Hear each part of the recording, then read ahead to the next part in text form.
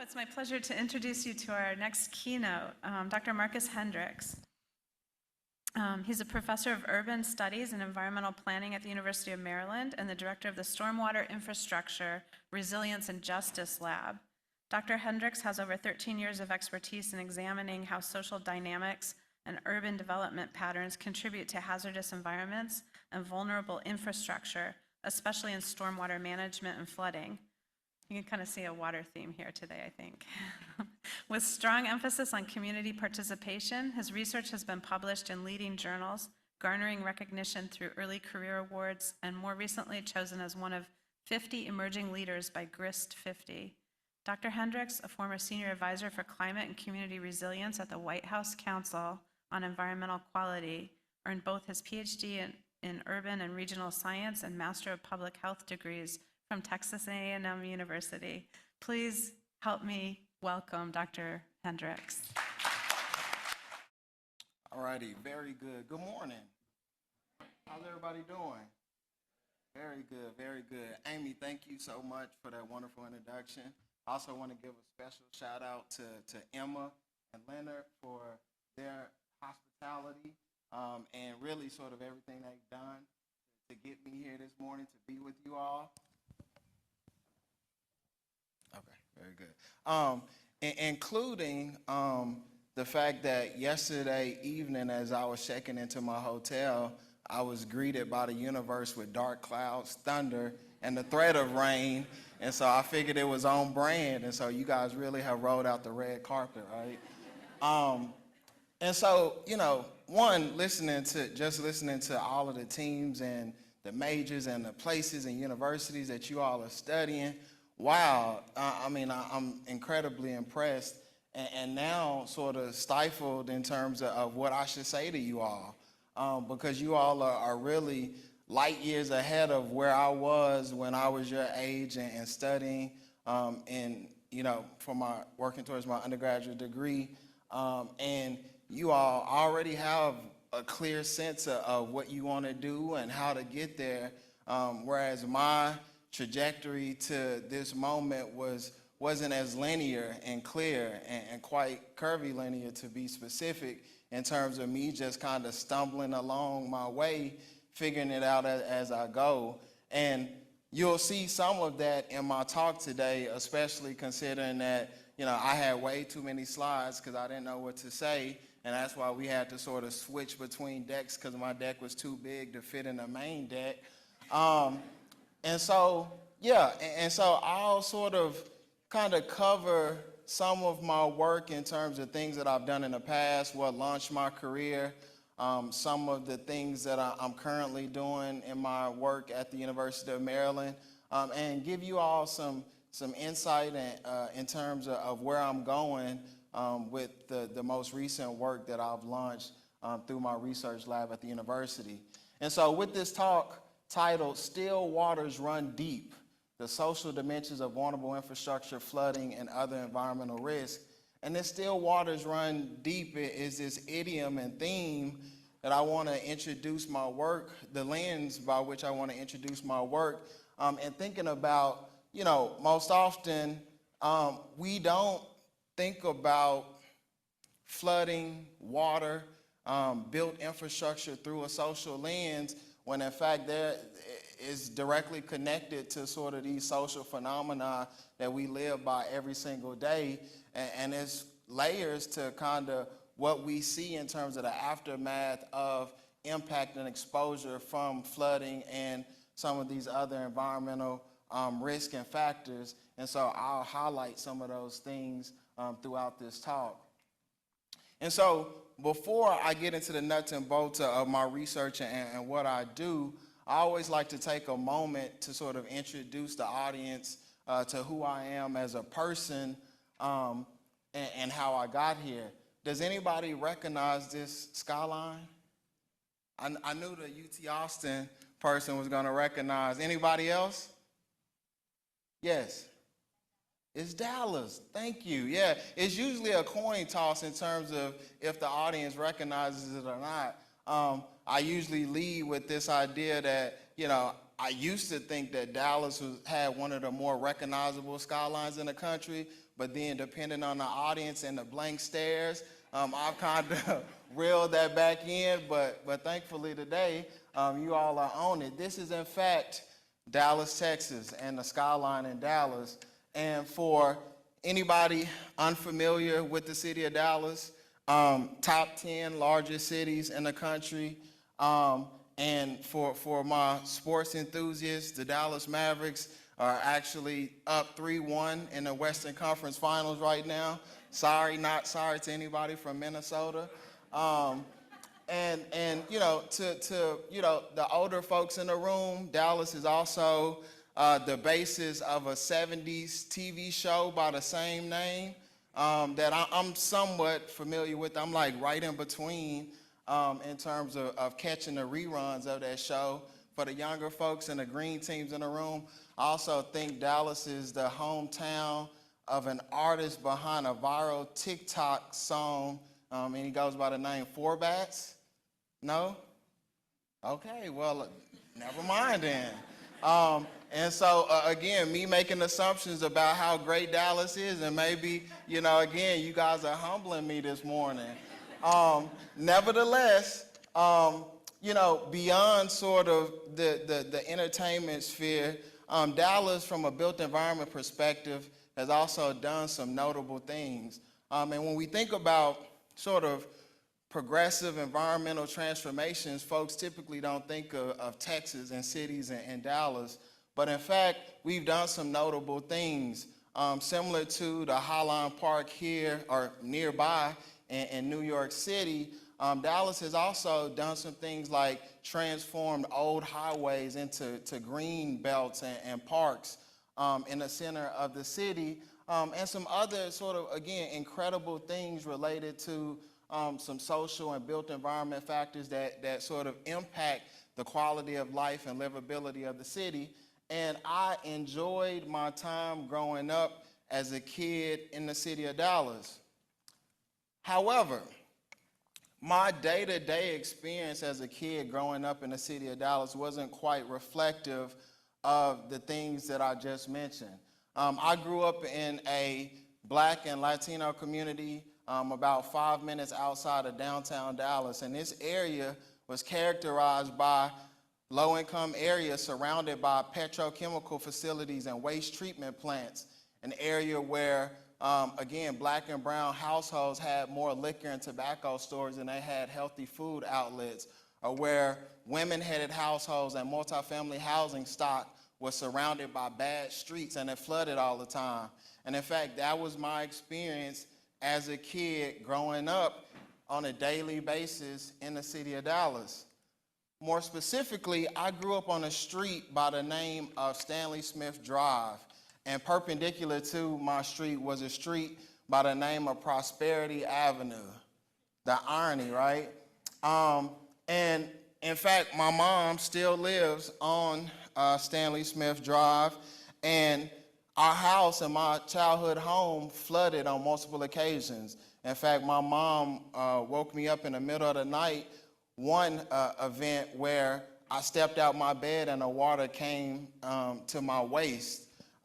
And, you know, my experience and that moment and other moments when my home flooded, it sort of planted this seed and started to beg the question, what was it about me, my family, and other folks who lived in my neighborhood that sort of created these conditions?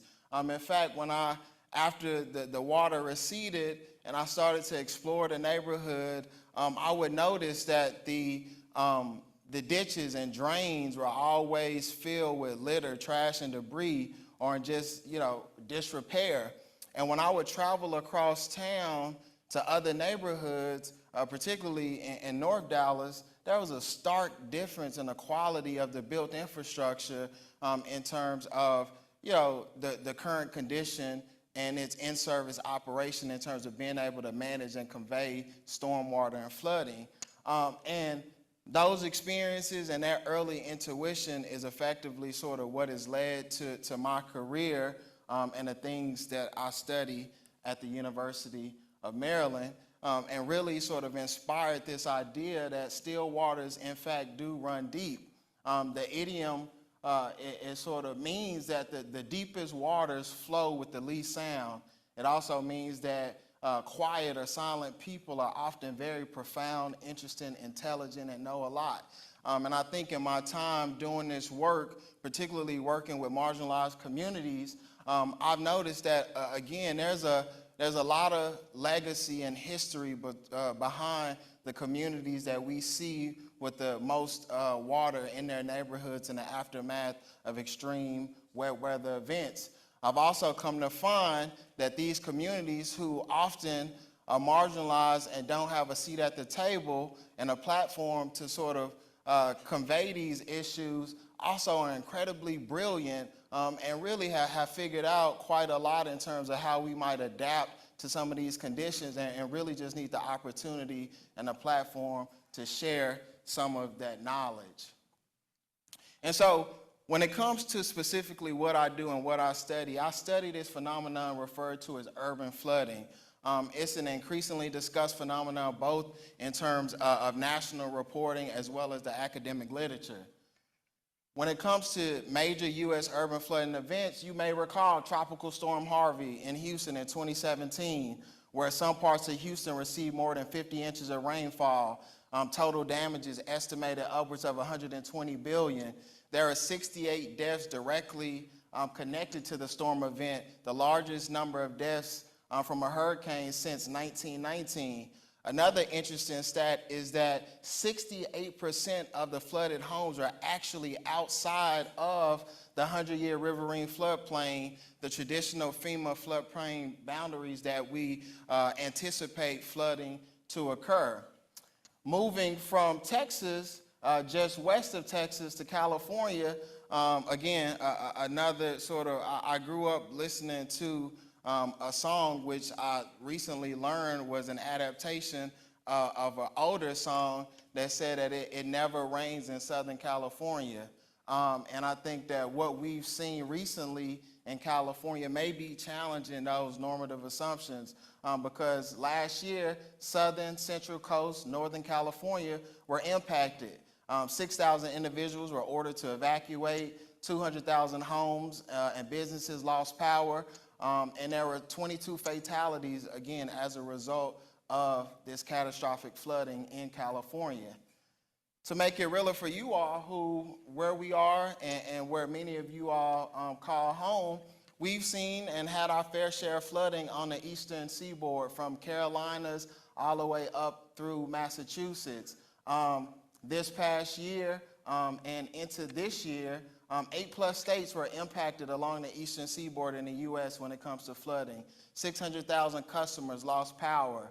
In D.C. specifically, there were 20 people that had to be rescued from under a local bridge, and 10 dogs actually drowned from a local boarding facility due to the flooding.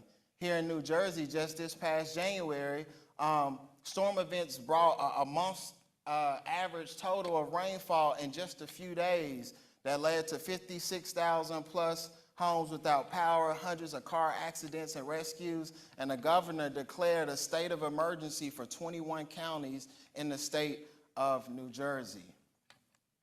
But when it comes to these urban flooding issues, it's not just a matter of water quantity, it's also a water quality issue. And you know, Christina set me up perfectly in, you know, this theme of toilets, right? Because what we've seen recently in the city of Baltimore, just north of where the University of Maryland is located, are these persistent sanitary sewer overflows and basement backups. Effectively, what's happening is that during these extreme wet weather events, not only is it overwhelming the stormwater systems, but it's also overwhelming the adjacent wastewater or sanitary sewer systems, causing raw sewage to back up into people's homes. In fact, I wrote an op-ed about the possibility of documenting and coronavirus and COVID-19 through the sewage system, and this was just ahead of the curve when the science behind tracing COVID-19 through sewage systems exploded. I didn't get any credit, but I just want to put out there that I was ahead of the curve. But also, too, when it comes to these urban flooding events, we also have to recognize that they can lead to these cascading events. Going back to Harvey, we saw a lot of incidences where, again, petrochemical and other industrial sites also received flooding, causing these explosions in the aftermath of Harvey. And again, Houston, petrochemical capital of the U.S., a lot of the neighborhoods that flooded immediately are also the same black and brown neighborhoods that literally have these sites from Exxon and Valero in their backyards. And so, again, it's not just a matter of the threat of flooding, but these explosion disasters as well. Some of my research, although it doesn't necessarily focus on explosions and technological disasters, there was an opportunity as a graduate assistant when I was working on my PhD, where one of my colleagues was actually looking at explosions and disasters, and we found out that as we were trying to target the neighborhoods that had recently experienced this disaster, that Google Street View the same day was scheduled to come through and take photographs of the homes in the neighborhood and in the municipality. And so I was online as a graduate assistant, immediately started to screenshot and download these pictures to create this really novel data set to do damage tracking from the explosion, and then to do longitudinal recovery tracking for the homes that were impacted. Again, this was a side hustle project, but again, just kind of showing, again, when you're open and how expansive these issues might be, really could create some opportunities for some novel research. And so getting back to urban flooding, what are the global commonalities amongst these urban flooding events? Well, one, we know that rainfall is a contributing factor in terms of spreading the impact of flooding beyond these traditional coastal or riverine zones. We also know that the amount and location of impervious cover is, particularly in cities and high dense areas, is increasing the amount of stormwater runoff. And lastly, we also know that stormwater infrastructure, as it's currently designed and maintained, is unable to cope with the amount of stormwater runoff, leading to further flooding, especially in this anthropogenic moment of climate change. And infrastructure is sort of where I want to focus throughout the rest of the presentation, because similar to a number of other crises that we're facing at the moment from an environmental perspective, we're also facing an infrastructure crisis, whether we're talking about lead line pipes in Flint, Michigan, to failing water treatment facilities in Jackson, Mississippi. A lot of our infrastructure systems in our cities are past their prime, and it's all around us. In fact, the American Society of Civil Engineers has consistently scored our infrastructure at a national level either at a failing score or just shy of a failing score. The phenomenon has been well documented, and in fact, one of the main priorities of the current administration has been launching this huge initiative around infrastructure investments. However, for anybody that studies or is familiar with crises or disasters of any kind, fundamentally understands that social stratification is inherent in these disasters and crisis events. However, attention to where and on whom the burdens of this decaying infrastructure fall heaviest is a relatively new question for a long-standing problem. And then, again, in reference to the millions of dollars that are going out to communities to invest and rehabilitate infrastructure, the question of just implementation and the ongoing maintenance of these systems is still to be determined. So when we want to understand or explore or examine infrastructure and these built assets through a social lens, we can look to two bodies of literature that'll point us in the right direction between environmental justice and social vulnerability to disaster. Environmental justice talks about how the nation's environmental laws, regulations, and policies haven't been applied fairly across all segments of the population. Social vulnerability to disaster talks about social stratification along the lines of race, income, ability, gender, age, nationality, among a number of other factors contribute to these differential risks and impacts from disasters. Specific mentions of infrastructure from these two bodies of literature come from Dr. Robert Bullard in '94, who charged the nation to redefine environment to include infrastructure. Shannon Van Zandt in 2012 talked about how infrastructure can modify vulnerabilities and risks.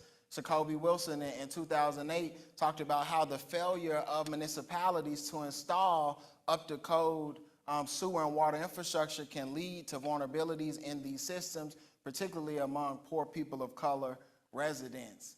And so effectively, again, these still waters, what we're seeing is that we have these social forces or phenomenon from legacy redlining and racial zoning to chronic unemployment, substandard housing, high poverty rates, discriminatory planning, residential segregation, and ongoing economic disinvestment that have direct consequences for these infrastructural processes in terms of the inventory, condition, distribution of these critical assets and infrastructures. I'll talk a little bit more about the connection between these social forces and phenomena and these built outcomes in this manuscript titled Unequal Protection Revisited, Planning for Environmental Justice, Hazard Vulnerability, and Critical Infrastructure in Communities of Color.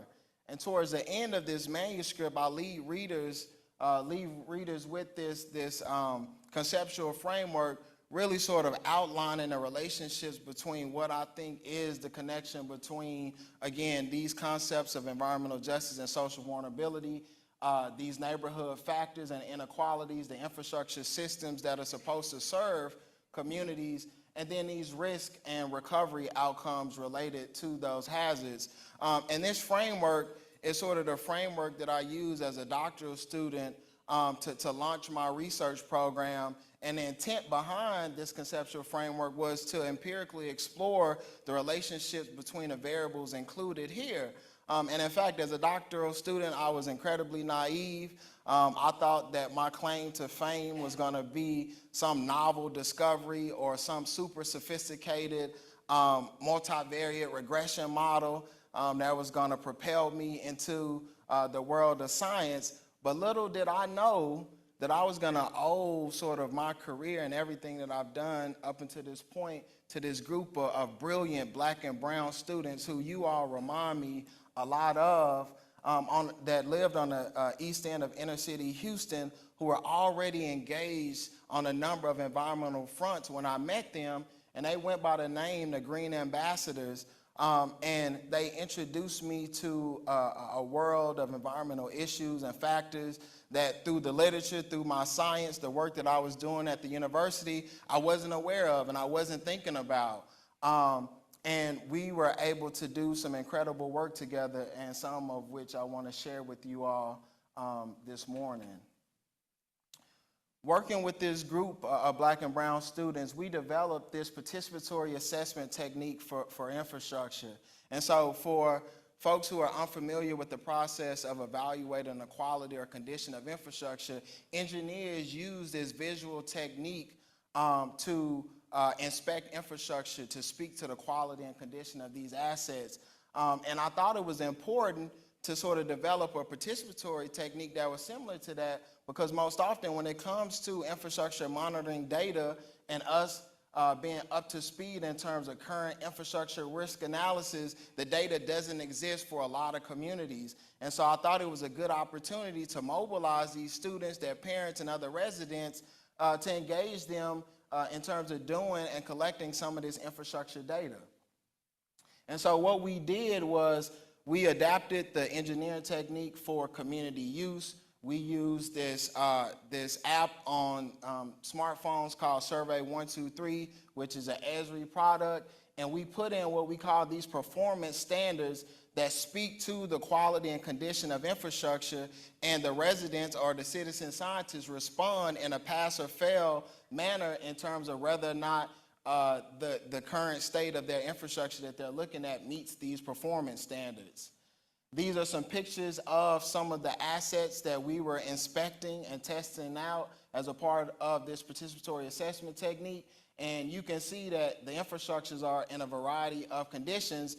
This took place in Houston, and so this was, I think some of these images, particularly the ditch right here in the bottom center photo that's filled with water, I took this photo in a dead heat of summer, and it had rained in Houston actually for maybe a couple weeks, and that water had just been sitting there. And so if you can imagine what we saw in terms of the amount of rainfall that dropped during Harvey, these systems didn't stand a chance in terms of being able to mitigate and manage the amount of rainfall that came by way of Harvey. And so, as a part of this work, one of the other sort of burdens that a lot of marginalized communities carry is this idea of a burden of proof in terms of what are marginalized communities doing engaged in science? How can we trust the quality or validity of community-derived data? And so in order to address that on the front end, I collaborated with some of my colleagues in engineering, and we set up this experiment by which we tested the quality of community science collected data against trained engineers and LiDAR technology. And this mobile van is LiDAR technology where it uses lasers to shoot off the van to detect, again, the structural dimensions and quality of these built assets. What we were able to find through this experiment was that there wasn't a statistically significant difference in the quality of data between the community scientists, the trained engineers, and the LiDAR technology, really demonstrating that just with a little bit of training and a lot of intuition, community folks, again, are brilliant in their own right and can be engaged in these issues around infrastructure, flooding, and global climate change. And these are just sort of the statistical outcomes showing that there wasn't a difference between the three groups that we were testing that data against. When we after that experiment, we then started to work with the city of Houston with this program called Adopt a Drain, where it's traditionally used to mobilize residents to just clean out their nearby drains and ditches. But through this experiment, we thought that, again, community members can do more, especially if we identify a pool of money to compensate residents for their time and effort. And so we're working to sort of elevate this program and advance it, again, to include community scientists to be able to provide empirical scores ranging from 0 to 100 in terms of the quality of their neighborhood assets that we hope will then provide the empirical evidence for investment to rehabilitate and update particularly marginalized communities who face infrastructure and disrepair.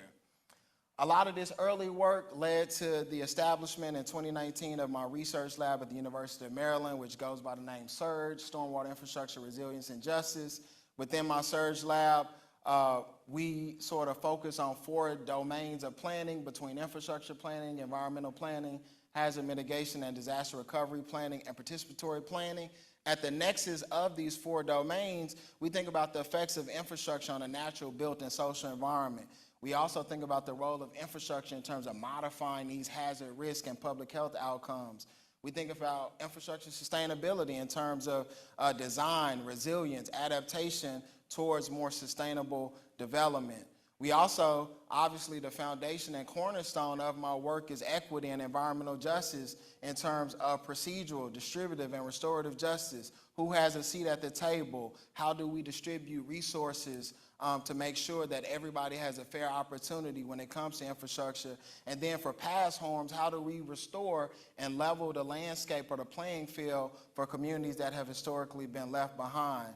And then last but certainly not least, again, we think about civic participation, community science and action in terms of overseeing and provisioning infrastructure.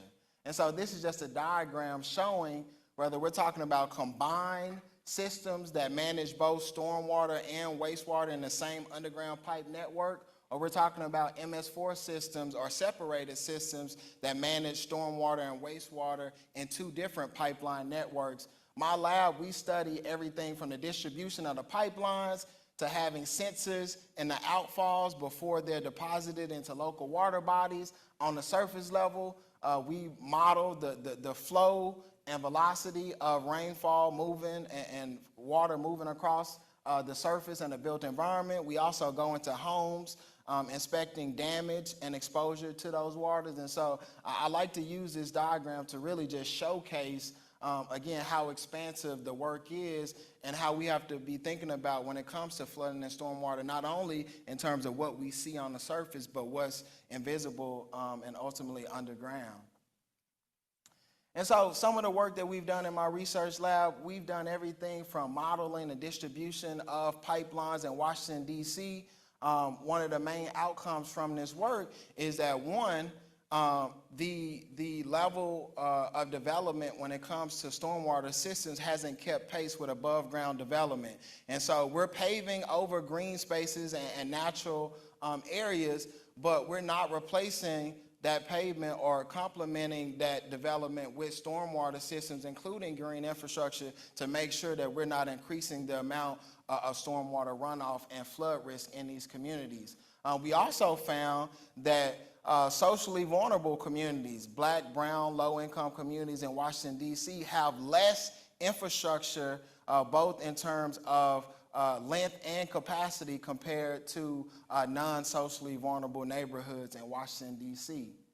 Some of our other work has also partnered with university facilities at the University of Maryland to install smart stormwater sensors at 3 outfalls across campus to do longitudinal monitoring of both stormwater quantity and quality on campus, because a number of the residence halls on campus face flooding issues themselves. And the university, in fact, was out of compliance with their MS4 permit from the Environmental Protection Agency. And so they came to me and said, Dr. Hendricks, we need to understand the flooding dynamics on campus. We need more data to do some hyper-local targeting in terms of restoration and treatment when it comes to green infrastructure. And I think one of the teams, one of your deliverables, is focusing on the same thing. After we installed the sensors, what we came to find that, in order to target what areas across campus require treatment, we need to know the actual catchment boundaries in terms of how the water flows and where it deposits. And the university had no clue in terms of what the catchment boundaries were. And for the folks that had somewhat of a clue, the boundaries were wrong. And so we had to take a step back from sort of the sensor data and thinking about where we target campus for treatment to then do a proper delineation of the catchment boundaries on campus. And so what we did, we used these advanced spatial techniques to, again, correct the drawings in terms of where the boundaries were for the catchment areas on campus as sort of a prerequisite to being able to do or accomplish the goal that we ultimately set out to accomplish. Going back to these sanitary sewer overflows, it's sort of, a phenomenon that's emerging that, again, I think we're seeing it in Baltimore, but soon enough, if not already, we're going to see it in a lot of major cities across the nation.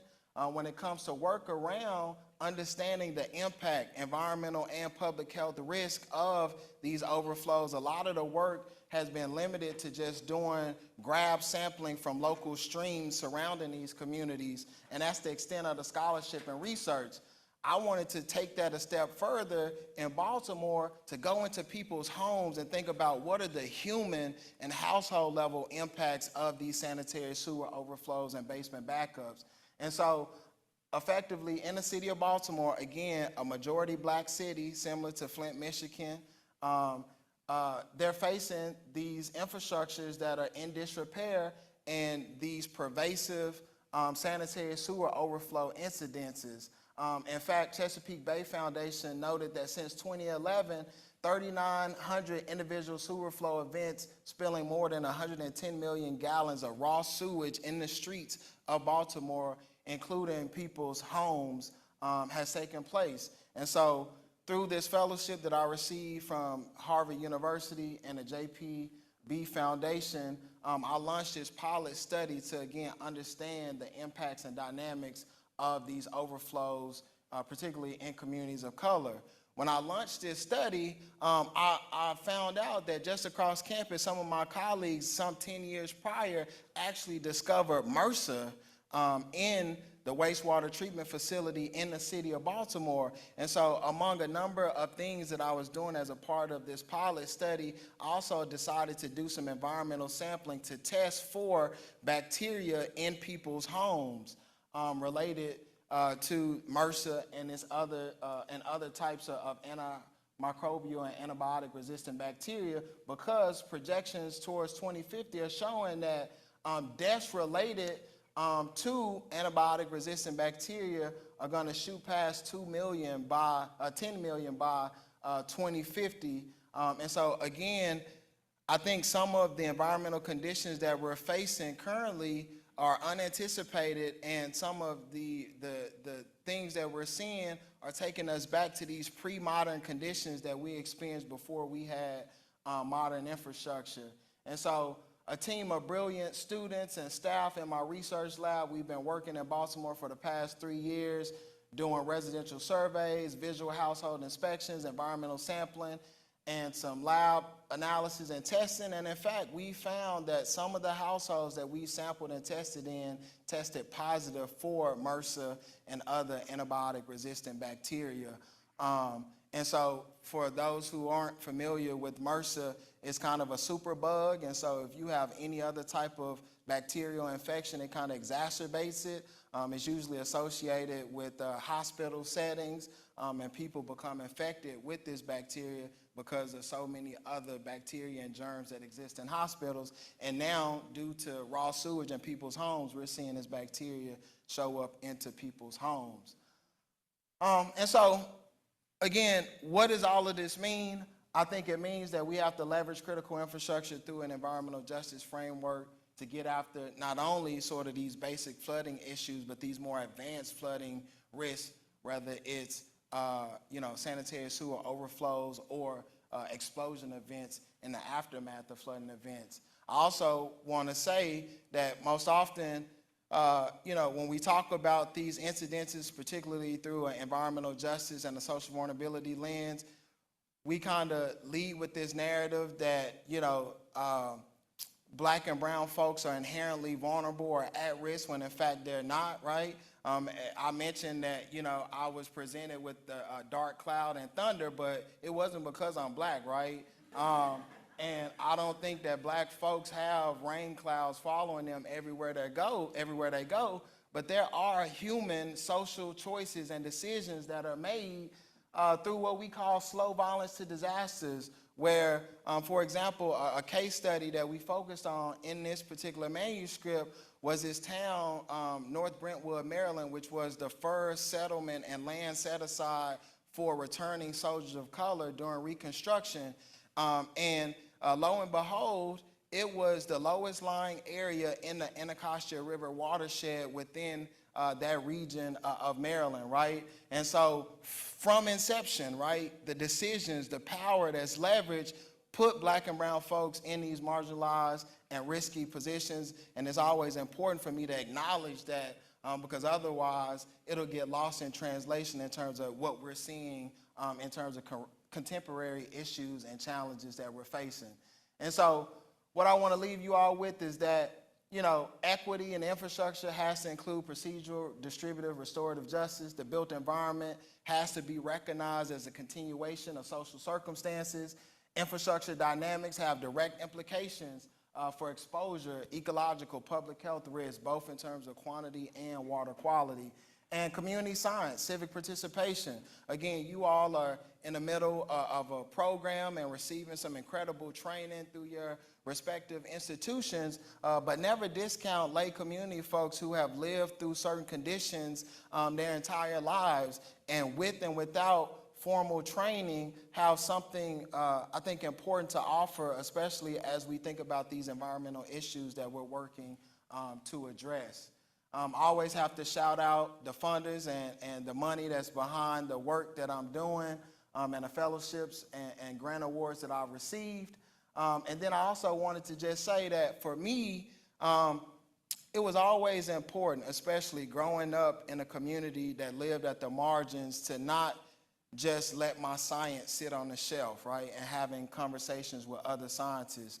And as many reservations as I had as both a scientist and a black person in terms of engaging with the federal government, if you know, right, I still decided to engage because, again, I think I was listening to a congresswoman recently that said, you may not do politics, but politics will do you, right? And in this field of planning that I find myself in, a lot of the planning, again, the power dynamics, the decisions that are made that quite literally set the stage for communities are based on politics. And so during my time as a professor at the University of Maryland, I've also had the opportunity to participate in congressional briefings through invites from Congressman Benny G. Thompson on talking about impacts of climate change from public health and disasters. I've also had the opportunity to be a member of the EPA Science Advisory Board and led the review of the rule related to waters of the U.S., how we identify, define what those waters are, both from a policy and practice perspective.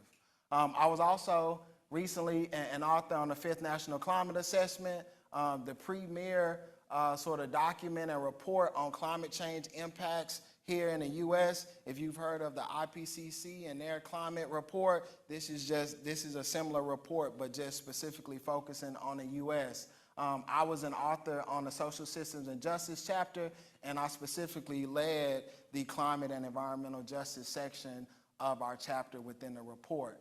And then last but certainly not least, this past spring was my first semester back at the university in the academy, from being on a year-long detail as a senior advisor to the president at the White House, where I advised on climate and community resilience in the inaugural Office of Environmental Justice.